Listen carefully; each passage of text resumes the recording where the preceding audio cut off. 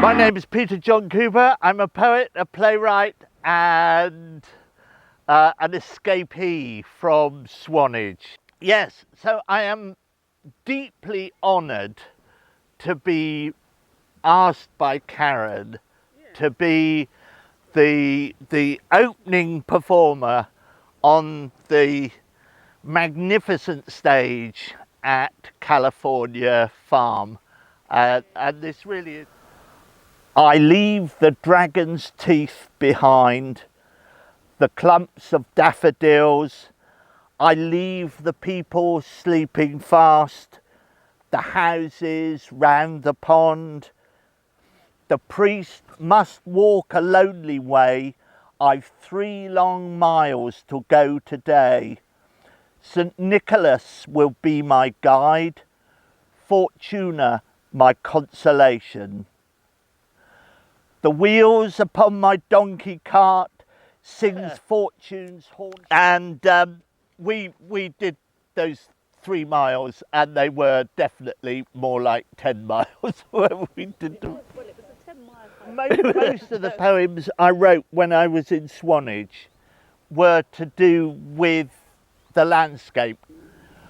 We live among the bones of the land, between the place where the sea has slashed sabre sharp through the turf, revealing the soft chalky white flesh beneath, and where the surf has scratched and scoured at the soil to show the naked bones of the very under rock.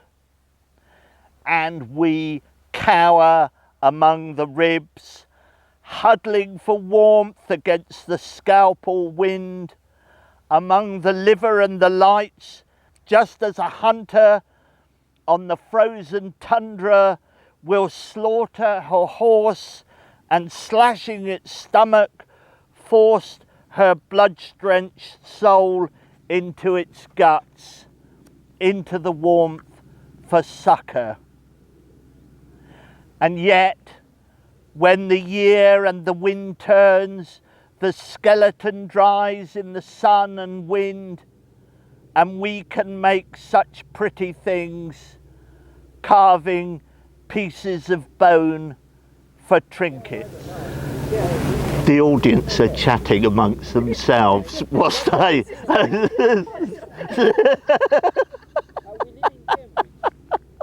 Hammerite. We has no need to scream and shout. We waves our tentacles about what are arranged around our snout. Please don't confuse us with the Bellum Night, what are long and thin and not too bright. They change colour, generally flash and rage. They look an awful bleeding sight. In fact, they're just a piece of coprolite. If you're in full view of the kids, she gets pushed down the stairs. The baby is thrown out the window. Even the policeman who comes to help is badly beaten and mauled by an unlicensed, savage family pet. But take away the domestic violence, the family trauma, the lack of basic child care, common decency, the beating of a public servant, a crocodile allowed to run wild, and what are you left with? A string of sausages. That's the way to do it. Out on the sea was a tiny boat dancing on the waves like a fishing float, and beneath that boat was a line of kegs, and the Spirit of the Lord was in our legs. So we danced all night whilst we waited for the tide, and we danced all night though we meant to hide.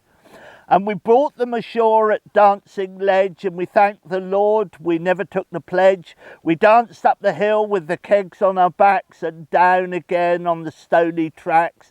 And we danced all night underneath the stars, and we danced all night with the music of our jars. But we couldn't find a place to hide our slop, not the inn or the forge or the baker's shop.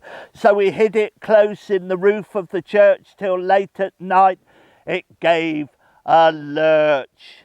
And we danced all night and we raised a din, and we danced all night till the roof fell in. And everybody in the village took the pledge because they felt it was a sign from God. So they kind of... So, you know, nobody drinks in Langton anymore. A bit iffy.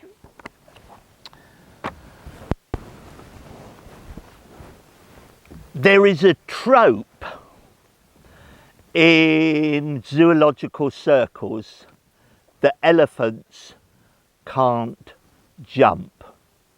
Back in the days, there was, you know, the circus used to come to Swanage every year, and they used to bring a troop of elephants with them. And part of whilst they were here, the elephants used to perform on the stage at the Bellum Theatre. And so they would do like selections from Brigadoon and the Pirates of Penzance, and they used to finish up with Land of Hope and Glory, obviously, which used to go down terrifically well in Swanage. Oh, the one thing I haven't told you, of course, whilst the elephants were in town, they were kept up here on California Farm. Did you not know that? That's where they were kept. I was walking up the path, and of course that's the other thing which we were talking about, was all this underground working around here.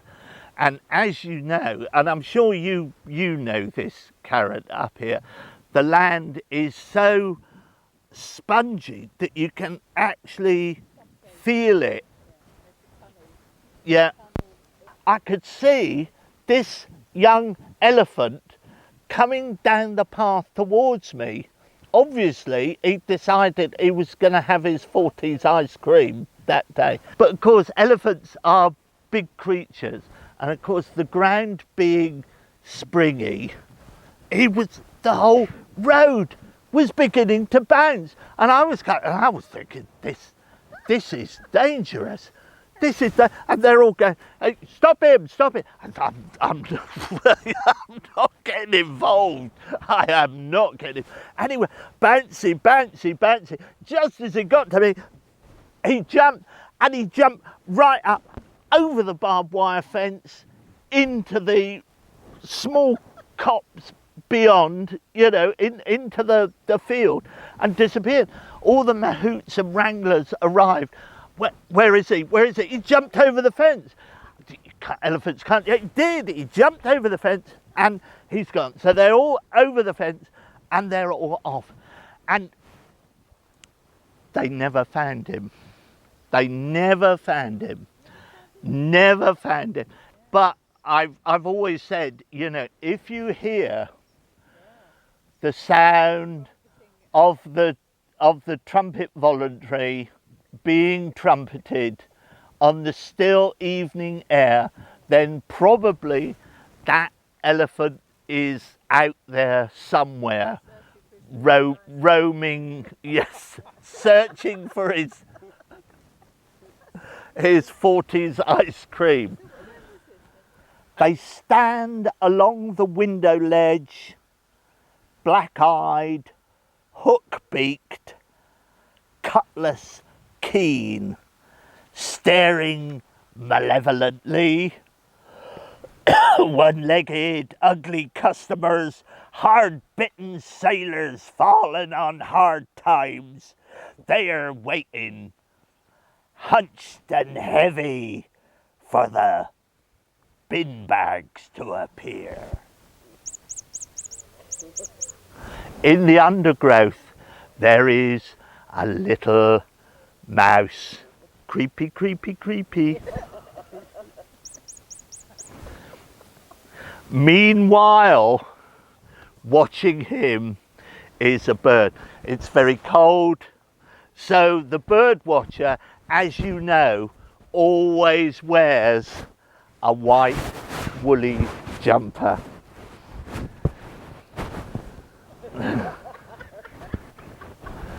Because that's the kind of people bird watchers are. So, ladies and gentlemen, I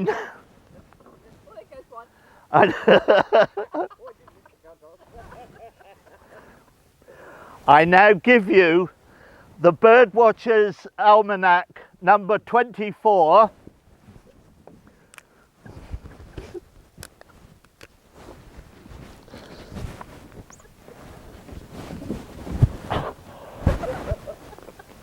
The barn owl.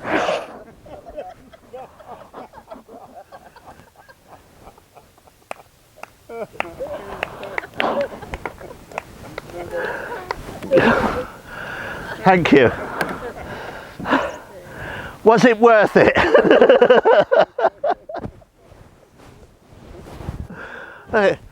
Oh.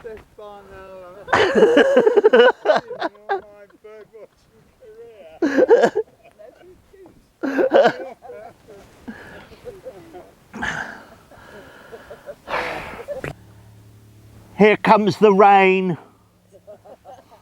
It's English rain from English clouds, grey and ragged like dirty dishcloths smeared across the summer sky. Already steady, it's filling the drains with disappointment, relentlessly washing away the fun. Holiday makers sit huddled in the seafront shelter, plastic mat collars turned up, gazing vaguely at the torn grey sea, eating sandwiches and waiting, surgery patient, for the coach to come. Shoppers shiver, tripping through sudden puddles in sodden sandals, carrier bags filling with damp dispatches, wishing the washing was not on the line and the shopping was already done.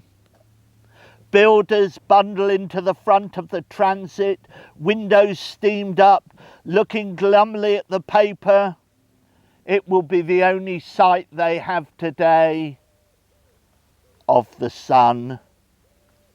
A woman passing by catches my eye, shoots a small wry shrug and darts a nice weather eyebrow to the sky.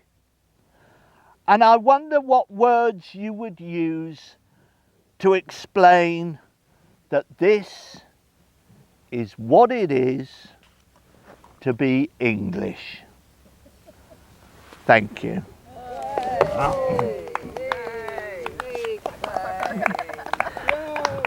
And I hope it's a suitable christening for the... Did you come up with a name? Too small. I like that. The too small stage. It just about accommodated me. Right, so next act. This is just a small array of instruments. I'm a multi-instrumentalist and I play at festivals, gathering, retreats, yoga events, blah blah blah. Anyway, without further ado, I will do a little thing for this wonderful new stage. It is too small. The stage is too small. Okay, and my name's Ant, by the way, and if you want to get me on Instagram, WhatsApp, and blah blah blah, Facebook, etc., etc. So just close your eyes and forget that I'm here.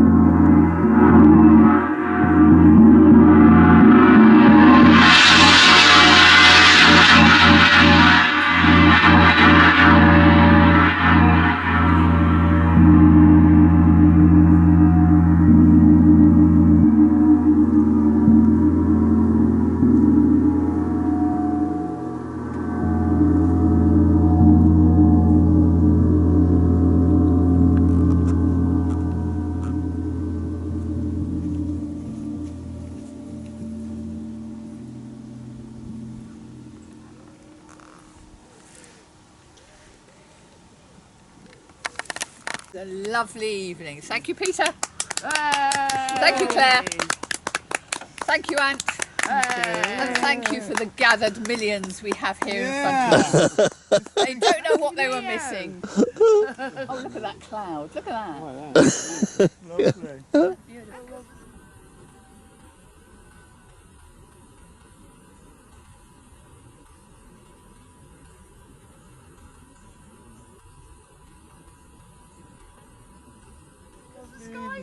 Exactly.